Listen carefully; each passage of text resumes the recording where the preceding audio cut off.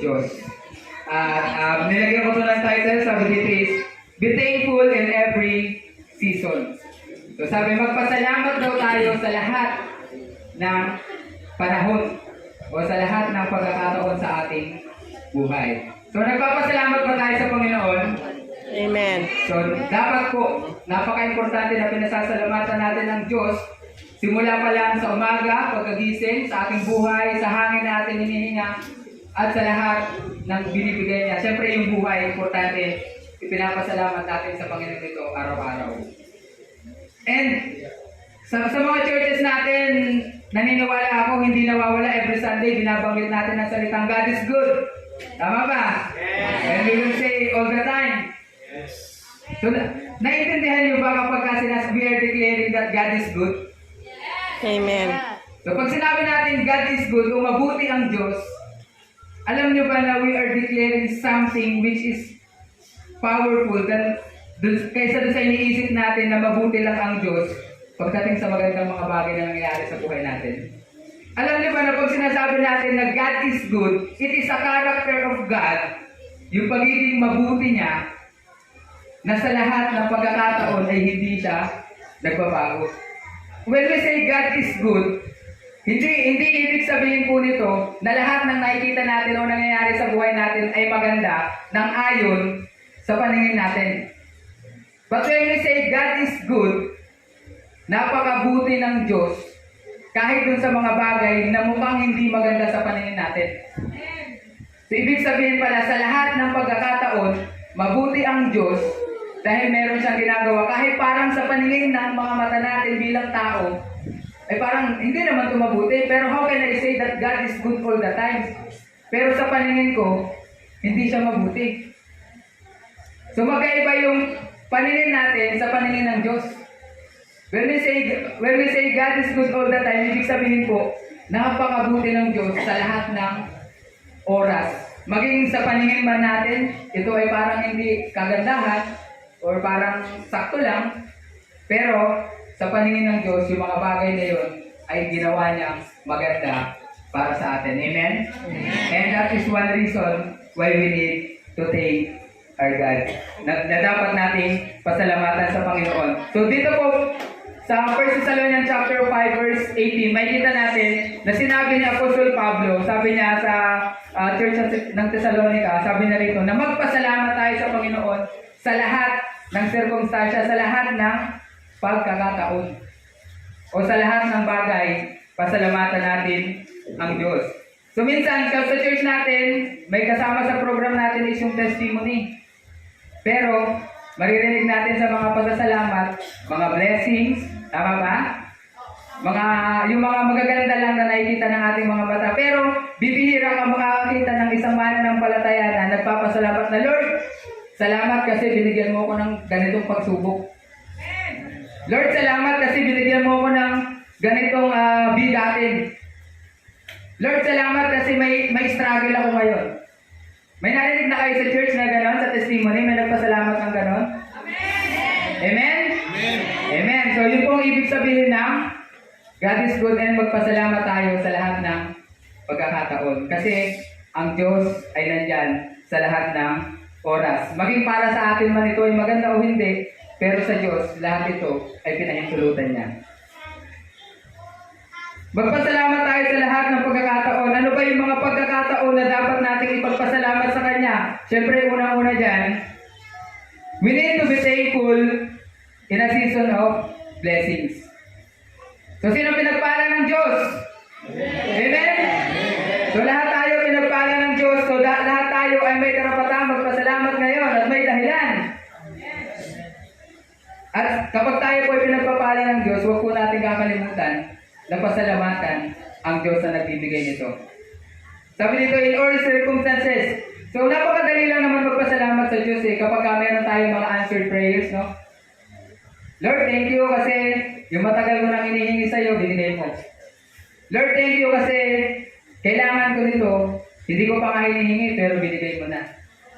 So, yun yung mga blessings na kailangan nating ipagpasalamat sa ating Diyos. And syempre, nagpapasalamat tayo sa Panginoon kapag tayo may mga promotions, kapag may mga achievements tayo, mga students, or sa trabaho natin, may mga, tawag dito, may mga other na income, di ba? Laking pasasalamat natin sa Panginoon. And dapat po talaga ay lagi natin itong ibinibigay sa Panginoon. But you need to be reminded na kapag ang lahat ng nangyayari sa iyo ay mabuti, huwag mong kakalimutan magpasalamat sa Panginoon. Minsan mo kasi, kapag lahat, everything is, parang ang smooth lang ng takbo, yung alam mo yung parang sa pananaw mo bilang tao, lahat umaayon. Minsan mapapansin nyo, parang nakakalimutan nyo na rin ang Diyos. No? Na kapag yung, Lord, okay naman eh. Magaling ako, kaya ako ito nakuha. Lord, or minsan nga, mawawala na si Lord eh. Iisipin pa ng iba, kaya ako naging honor kasi matalino ako. Kaya ako na-promote kasi naging magaling ako. Kaya ako na-achieve itong bagay na to kasi deserve ko naman talaga to. So kapag po ganun, yung nangyayari sa atin na lahat ay mabuti, minsan nabubuo rin sa isang tao yung pride. So dapat po hindi. Dapat kapag tayo ay punong-puno ng magagandang nangyayari sa buhay, ito dapat yung season na dapat mas nagiging mapagpasalamat tayo sa ating Panginoon. Amen? Amen. Kasi nandun na eh. Pinagpapala ka na ng Diyos. Huwag mo nang kalimutan na nagbibigay ng pagpapala. Kasi mahirap kapag ikaw yung kinalimutan niya. Na dahil dun sa pride na nabubuo sa'yo, dahil magaganda lahat yung nangyayari, baka balik rin niya yung sitwasyon para maintindihan mo na kailangan hindi mo siya kinakalimutan kapag nangyayari yung mga bagay na yun. So in every season, or in every circumstances, we need to give thanks, especially in the season of blessings. Why? Because our thankfulness is not based on what's happening around us, but on the God who is always good and always working sa buhay natin. So isipin natin na yung mga positivity na nangyayari na yan, dahil yun naman talaga yung katotohanan, pinahintulutan yan ng Diyos na mangyari sa atin. Amen? Amen. So pasalamatan natin ang Panginoon at huwag natin siyang kakalimutan kapag tayo ay tuloy-tuloy na pinagpapala ng Diyos. So kaya every year, nag-celebrate tayo ng Thanksgiving. It is para pasalamatan ng Panginoon sa lahat ng nangyari sa mga churches natin, sa mga personal life natin, sa ating kapatiran, para pasalamatan natin ang sama-sama ang Diyos na patuloy na nagpo-provide at patuloy na nagliligtas sa ating mga buhay. Amen? Amen. Yan. So pasalamatan po natin ang ating Panginoon sa mga panahon na tayo ay kanyang pinagpapala. Pangalawa, we need to be thankful in a season of trials. So makikita natin yan sa Romans chapter 8, verse 28. Sabi doon, and we know that in all things God works for good of those who love Him. Diba? Sabi dito, magpasalamat tayo sa mga panahon na tayo ay sinusubok ng Diyos. Sino dito ang walang pinagdadaanan ngayon? Taas ang kamay. O wala. So ibig sabihin, lahat tayo merong pinagdadaanan. Amen? Amen. So may pinagdadaanan kayo ngayon kasi meron kayong pupuntahan. I-bless kayo ni Lord. Amen. And sabi sa Romans chapter 8, verse 28, yung mga pinagdadaanan natin yan ay bahagi ng mga mabubuting plano ng Diyos para sa atin. Kailangan nating magpasalamat sa Diyos. It is more easier to praise God and thank God kapag mabuti ang lahat ng bagay. Pero kapag tayo ay dumadaan dun sa mga, ang sinasabi ko kanina, sa mga pagsubok na yan, sa mga trials, nagagawa pa rin ba natin magpasalamat sa Diyos? Amen. O sinisisi na natin ang Diyos? So hindi po dapat, kailangan, sabi dito, maunawaan natin na God works in all things. So bahagi ng pagkilos ng Panginoon, kahit gaano pa kabigat, yung pagsubok na pinagdadaanan mo ngayon. Kahit ikaw ngayon ay nasa matinding break-up, nasa matinding struggle ng family, nawalan ka ng trabaho, bumagsak ka sa eskwela, na-fail ka, lahat po yan ay bahagi ng magandang plano ng Diyos para sa atin. Diba kung minsan, may mga disappointments tayo. Pero huwag natin kakalimutan na those disappointments ay ginagamit ng Panginoon para makita natin yung mas magandang direksyon na binibigay niya sa atin. Amen? Amen. So, kailangan natin pasalamatan ang ating Panginoon kapag po tayo ay mayroong mga pagsubok. God uses trials to train His leaders and children. He's not punishing them. So, hindi kayo pinaparusahan ng Panginoon. Tinetrain niya kayo, tayo, kapag tayo ay dumadaan sa mga pagsubok. So, I remember the story in John chapter 9 verse 1 to 3, kung makikita natin doon. Meron doon isang blind man. So, ipinanganak siya na bulag. Tapos, imagine nyo, nung nagtanong yung disciple kay Jesus, Lord, sino ang may kasalanan? Ang magulang niya o siya? Anong sabi ni Jesus? Walang may kasalanan.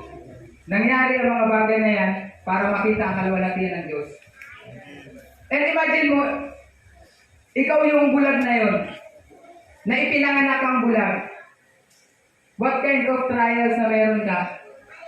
Na ipinanganak ka na iba ka sa ibang tao, sila may paningin, sila nakita na nila ang ganda ng mundo, habang ikaw namuhay ka ng madilim.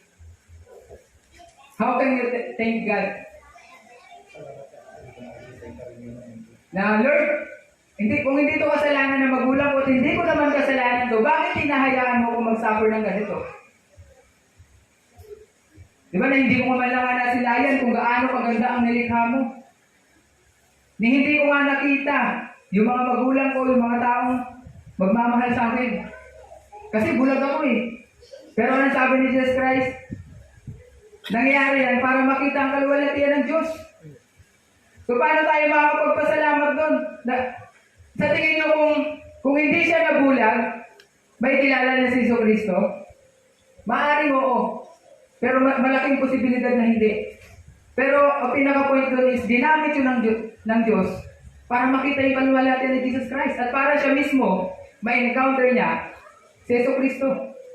And that is the form of blessing na kailangan natin ipagpasalamat sa Panginoon na yung pagsubok na inborn sa Kanya, yun yung dahilan para personal niya ma-encounter si Jesus Christ sa buhay niya. Amen? Amen. At ikaw rin kapatid, kung ano yung pinagdadaanan mo ngayon, ipagpasalamat mo yan sa Diyos, yung trials mo ngayon, kasi ginagamit siya ng Diyos para personal mo ma-encounter si Jesus Christ sa buhay mo. Kung ini-imagine mo na malaki yan, mabigat yan, imagine mo yung bulag na isinilang. Mas matindi na yung pinagdaanan niya kumpara sa'yo. So, kailangan makita mo si Jesucristo sa mga pagkakataon na yan para matutunan mong magpasalamat sa Kanya.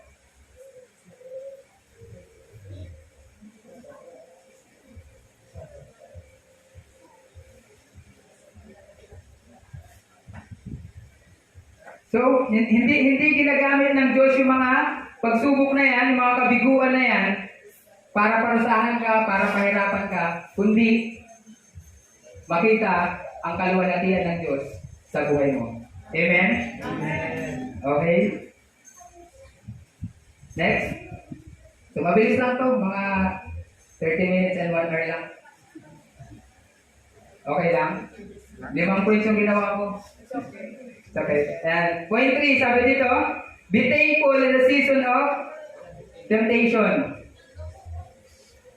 Sabi sa James chapter 1 verse 13 to 14. So kapag naririnig natin yung temptation o yung tukso, so madalas ang unang pumapasok sa isip natin is parang negative, no? Nakatakot. And ayaw ko. Sino ba naman ang taong gustong malagay sa isang tukso o temptasyon?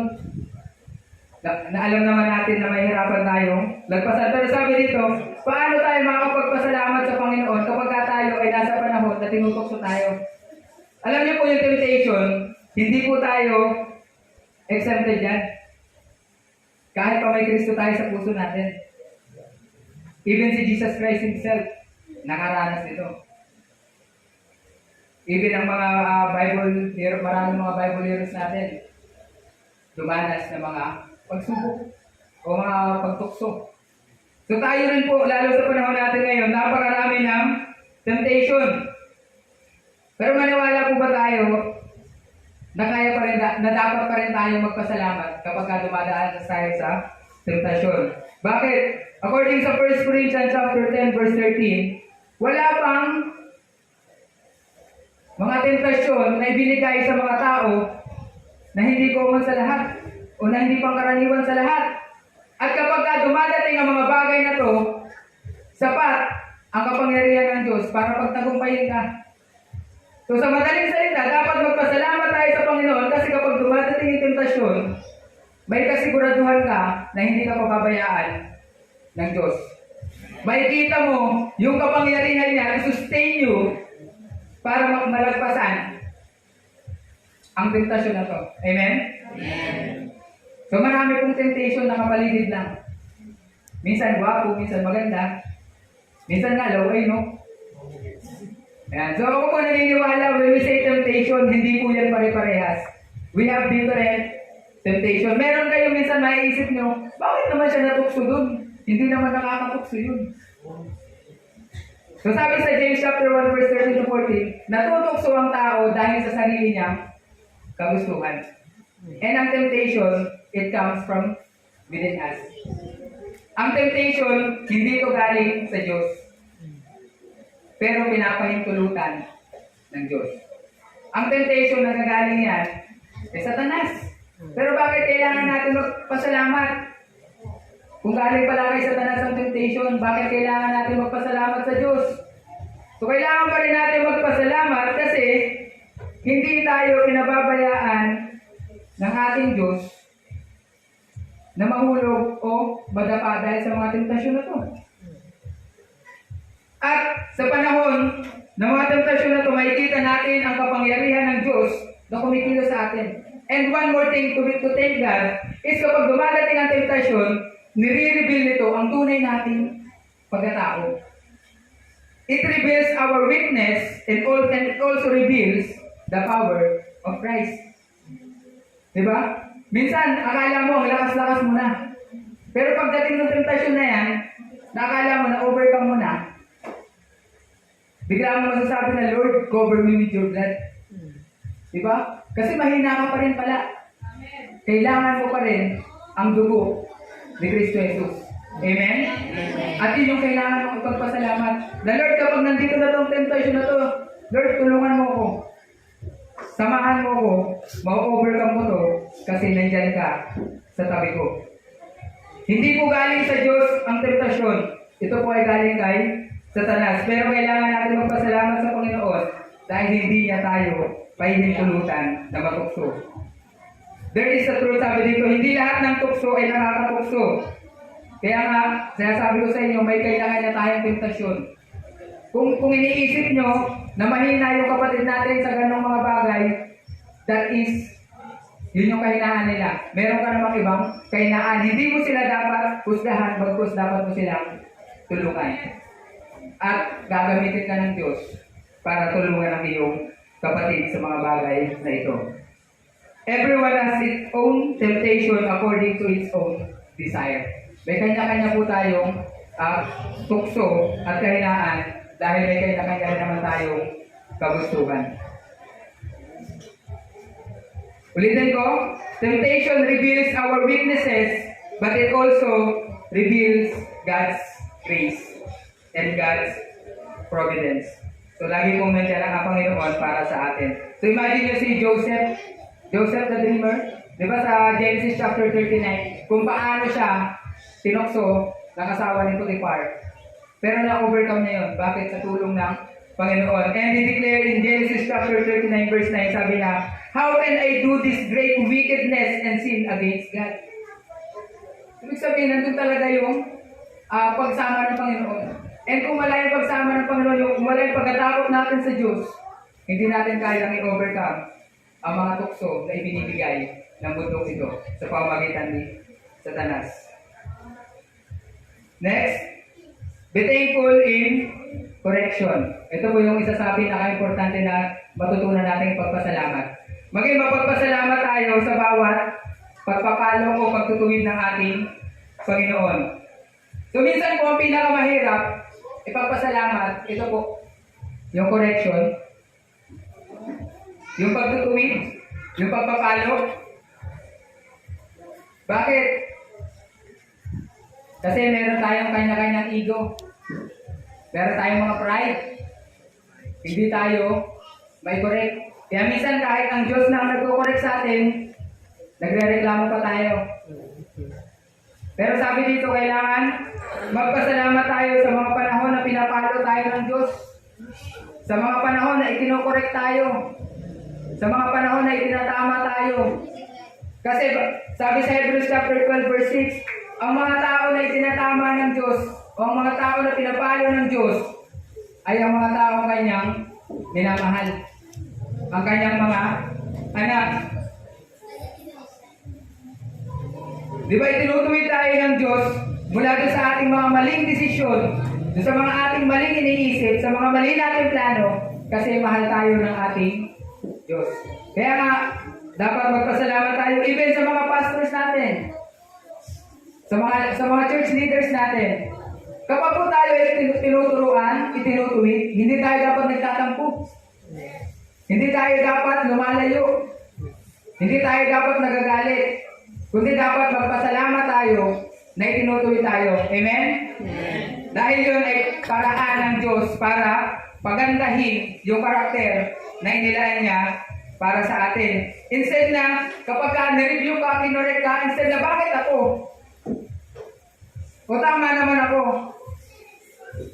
O ano bang ginawa kong mali? Pero hindi dapat. Magpasalamat tayo. Salamat, Lord, thank you. Pastor, thank you. O sa mga leaders natin, sa mga teachers natin, pasalamatan natin sila kasi sila ay ginagamit ng Diyos para ituwid yung mga maling karakter natin na hindi ayon sa kalooban ng Diyos. Amen? Amen. Correction doesn't mean rejection. It means love and restoration. Kapag tayo ay tinutuwid ng Diyos, ayaw ng Diyos na malayo tayo sa Kanya. Kaya kapag sinabi ng Diyos na tama na yan, itigil mo na yan, itigil mo na. Kasi kapag tinuloy mo pa yan, hindi na kalooban ng Diyos yan. Sinusunod mo na ang kalooban mo. God's correction is the best example of father's discipline to his child. Hindi ka naman itutuwid ng ama mo kung hindi ka niya mahal. Hindi ka naman papaluin, hindi ka sesermonan nang hindi para sa ikabubuti mo. Kaya dapat pasalamatan natin sa bawat pagkakataon na tayo ay itinatama. God's discipline is a sign of love, care, and God's investment in our lives. Without correction, there is no growth. Ako po naniniwala rin even sa church. Without correction, without rebuking, there is no growth. Wala akong paglago. Walang tamang direksyon. So, huwag maging bitter, huwag maging rebellious. Kapag pinapalo, dapat magpasalamat dahil ginagawa niya ito para baguhin ang karakter natin at ipakita na anak na tayo at itinutuwid niya ang mahal niyang anak. Amen? Amen. So, pasalamatan natin palagi ang Panginoon kapag tayo ay kanyang itinutuwid. For conclusion, mga kapatid, sabi nga sa ating text, give thanks in all circumstances, according to 1 Thessalonians 5:18. Pero, maniwala ba kayo na nung sinabi ito ni Pablo, when Apostle Paul wrote these words in 1 Thessalonians 5:18, he's not in comfort zone. Actually, he is writing from a place of suffering, a place of uncertainty and trials. Tapos biglang sasabihin nga, magpasalamat ka sa lahat ng pagkakataon. Bakit? Bakit kailangan natin magpasalamat? Because God is good all the time. Amen? Amen. And because gratitude is not based on our situation, it is based on our Savior. Amen? Amen. Nagpapasalamat tayo sa Panginoon, hindi lang dahil sa sitwasyon natin o hindi dahil sa sitwasyon natin, kundi dahil sa Diyos na mabuti sa lahat ng pagkakataon. Ang Diyos na naglikha sa atin, ang Diyos na nagligtas sa atin at deserve siya na pasalamatan natin sa lahat ng pagkakataon. In season of blessings, in season of trials, in season of temptation and correction, we need to be thankful to our God. Amen? Amen. Let us pray. Our Heavenly Father, thank you, O God, this morning. Thank you for teaching us to be grateful. Panginoon, sa lahat ng pagkakataon, kailangan ka naming pasalamatan sapagkat ito ay ayon sa iyong kalooban naman. Salamat sa mga pagpapala, salamat sa mga pagsubok, salamat sa mga tentasyon, at salamat ng Panginoon sa mga pagtatama, sa mga koreksyon na patuloy mong ibinibigay sa amin. Tunay na anak mo ang bawat isa, Panginoon, na naririto ngayon. At naniniwala ako, Panginoon, na ang iyong pagliligtas sa pangalan ng aming Panginoong Jesucristo ay nasa amin, Panginoon, sa puso ng bawat isang naririto. At kung wala pa, Panginoon, may you reveal your salvation to everyone, Panginoon, sa puso ng bawat isa na hindi ka pakilala. Lord, dalangin namin na ang araw na ito ay mailaan namin sa iyo na may kabanalan at ikaw lamang, Panginoon, sa madakilan namin. Maging kalugod-lugod na ang araw na ito sa iyong harapan, Panginoon. So, kami dalangin sa pangalan ng aming Panginoong Jesus. Amen. Hello guys, welcome back to my channel. We are still walking, going home. We are in the house na.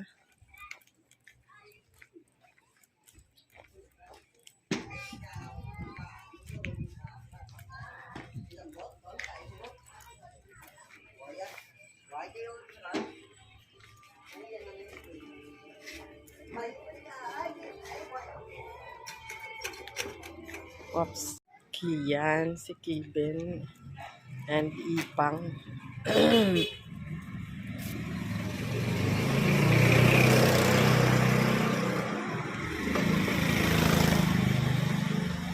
We go home now.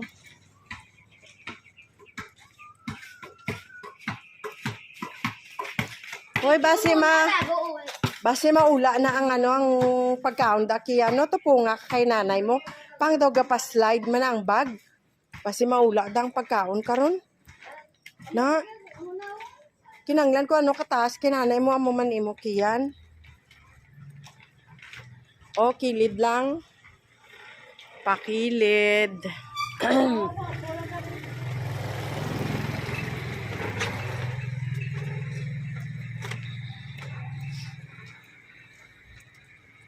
Nami man kay hindi mainit.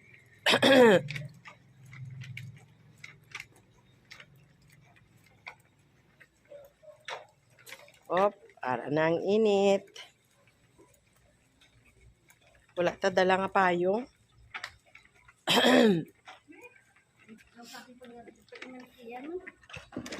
Yug, basi maula. Ipiluan na balang plastic pang, piluan na. Daya ko. Sikiyan kay daw. Na, ba? Duwata.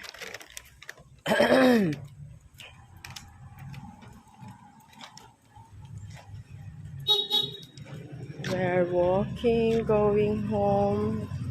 Up.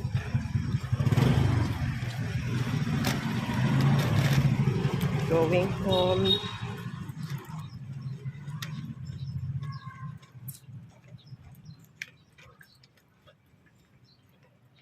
Oh, we are here in Tabuk Suba.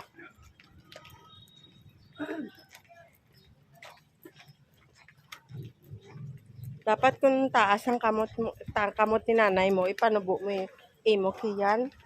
Ay, katakilid gidya pang ang kasirula. Wala sa tunga mo. Patunga bala. Ibutang oh. Na, anong naula? Wala na ula. Da. Patunga na lang na. Yan. Na. O, sige na. Ayos na na. Hindi. Bala mong kasirula. Wala ka tunga, be? Ang apple na ibutang mo sa ibabaw. Na, to. Na. Oh, hinay. Nan. Patunga ang kasirula. Oh, sobrahan. Nan, amo na iya. Mamo kung hindi mo na pag-ipatunga. O, dali lang. O, Kian, ikaw naman, Kian. Kaya ang video ko. Oh, we are here in Puerto Real de Iloilo. Martorell de Iloilo. Ba mo nag-video ko di mo? Pauwi na kami guys. At it's too hot here in the Philippines. We are here in the, ano tawag na di? Ay, oh, may, Kian daw, hubog si Kian. Ay na, may kawayan, di pango? Pango, may kawayan, pango? Oh, they're here, the bamboo tree. Oh, pango, may kawayan, di oh? Ay, di man kunin ka, ni man? Ay, kabugat.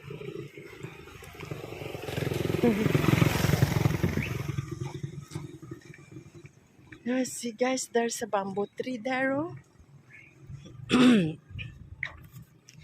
Ay, Kiben, may mga kuryente na bala mo? Oh, we're walking here in the bridge. We are here in the bridge, guys. So, here the Tabuk Suba. May tang Tabuk Suba nila, may tubig pa diya, oh.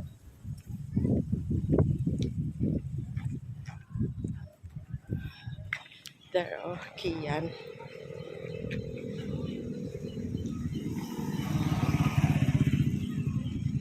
We are walking, going home. And I didn't bring my umbrella. It's hot here, guys. So, here in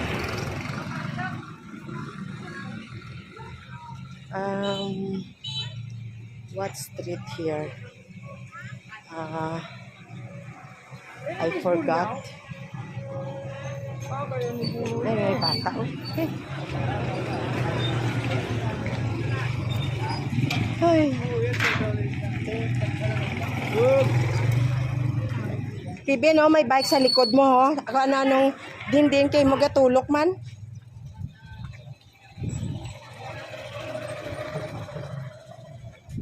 Kiben tulo ka ang karsada nga imo ginagyan kay damo ang salakyan ka pakadto pa kari.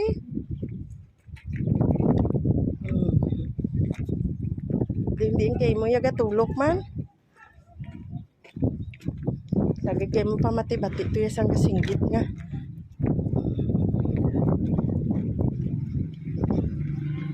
Temprano pa ni gani may gainaway na.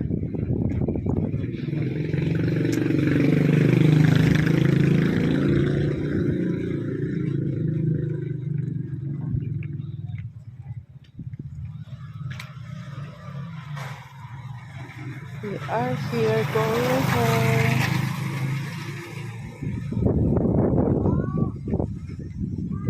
Mayo di kami. Oh, look, there is a jackfruit. Jackfruit dato. We call it langka. It's a vegetables.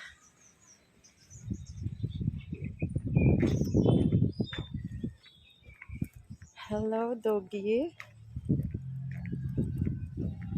We are walking, going home, guys.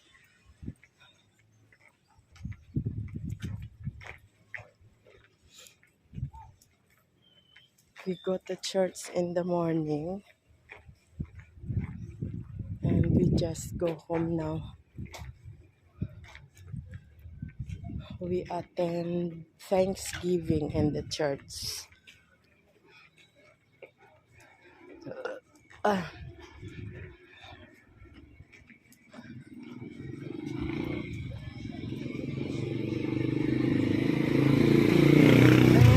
still walking, going home. Going home.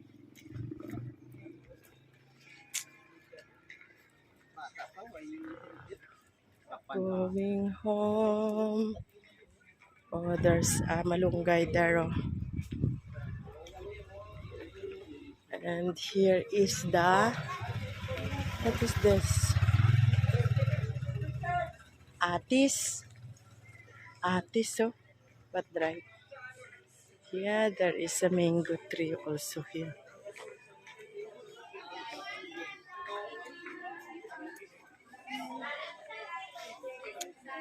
Okay.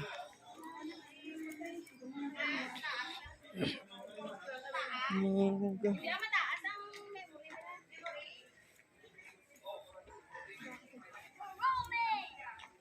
Mango tree.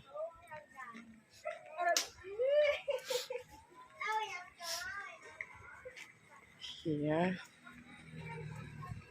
Ano, mabugat?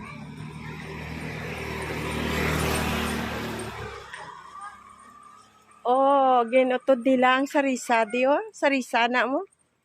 Rao. Uy, basi maano na ni Kian pang. Oh, the plant. Here we are walking, going home, guys. It's hot.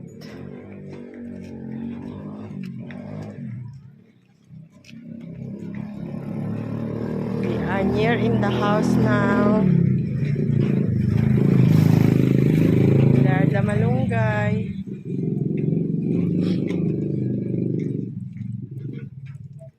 We are still walking and there is shumai there.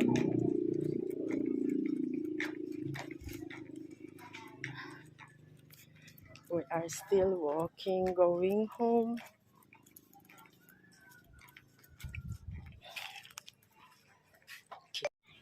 Hello guys, welcome to my channel. We are here in Tabuk Suba. We attend Thanksgiving in the church. Here, oh.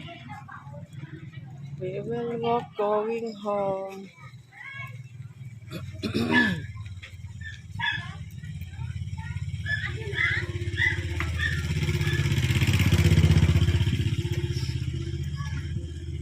Then go to church and then the Thanksgiving. We are here in the way of Tabuk Suba, Iloilo.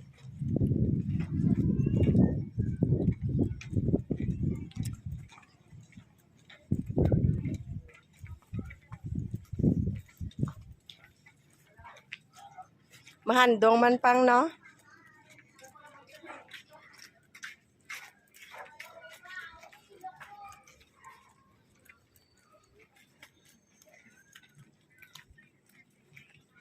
Okay, wait. I'm with the... Hello, welcome back to my channel. Still walking here.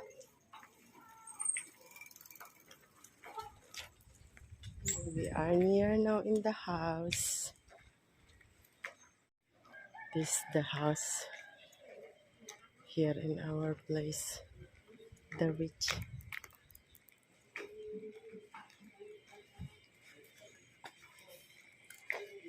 Ay, salamat. Malapit na.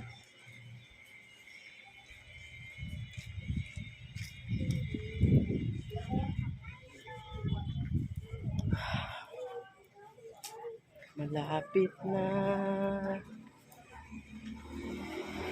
Okay, guys.